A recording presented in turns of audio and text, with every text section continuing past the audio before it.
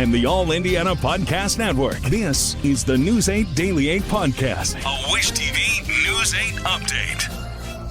Hello, I'm Jeremy Jenkins, and this is your News 8 Daily 8 Podcast for Tuesday, October 8th. We begin with news on the Far East Side. A man is in the hospital after an early morning shooting. Police say it happened in a neighborhood on Winsong Drive. That's near East 21st and Midhofer Road. When officers arrived, they found a man who had been shot on scene. Police say he was stable but taken to Eskenazi in serious condition. An officer on scene tells News 8 witnesses were on scene, but detectives heard a story they've heard all too often. Here's another example of numerous people on the scene, but nobody claims to have seen anything, and they also are claiming that they came up after this individual had been shot. Police say if you have any information on this shooting, you can call IMPD or leave an anonymous tip with Crime Stoppers at 317-232-TIPS. On to a story getting national attention, Hurricane Milton. Ahead of its landfall tomorrow, people continue to flee the state of Florida. Others who are choosing to ride out the storm are filling sandbags and boarding up their homes and businesses. But local, state, and federal officials are warning those who can get out to leave, especially in the Tampa Bay region. The mayor of Tampa says it's the difference between life and death. Helene was a wake-up call. This is literally catastrophic. And I can say without any dramatization whatsoever, if you choose to stay in one of those evacuation areas, you're going to die. Our Storm Track 8 will be keeping track of Hurricane Milton. All you have to do is head over to wishtv.com or download our Storm Track 8 app for more information. Back to local headlines. An IMPD officer is on leave after being pulled over for drunk driving with his daughter in the vehicle.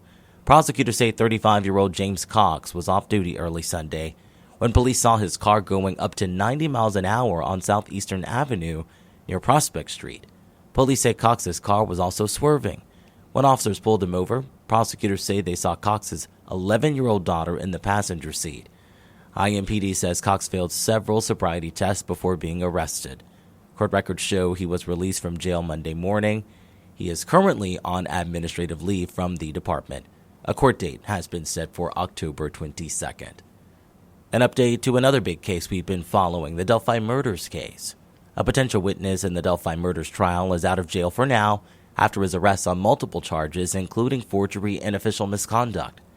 We first broke the news of Todd Click's arrest to you yesterday on Wish TV. He worked as a family case manager for DCS from July of 2023 until March of this year. Prosecutors say earlier this year, a state inspector general found that Click falsified at least 10 case entries, along with forging the signatures of parents and caregivers at least 7 times. At a hearing yesterday, Click was released from jail on his own recognizance. His trial is currently set for February of 2025.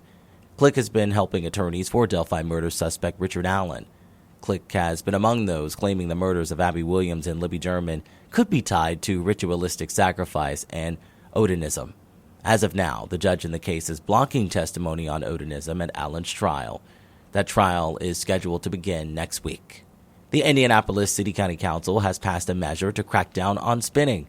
The new rule would allow police to fine those involved in street takeovers. If they are caught, drivers and organizers of the takeovers could face a $250 fine, while spectators could be fined up to $100. The rule also allows IMPD to impound vehicles involved. IMPD recently partnered with state police to crack down on spinning, leading to several arrests over the past month.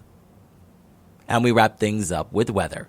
Storm Track 8 says we are in for a very pleasant day with a sunny afternoon.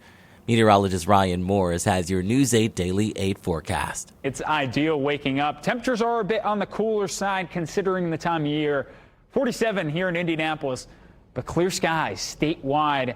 And it's another rinse and repeat day where temperatures will be checking in just above average, but sunny skies holding up from sun up to sundown. So fantastic forecast. Satellite picture showing not much clouds across the region. We do have some clouds clipping northeastern Indiana, but that's about it through the entire Midwest.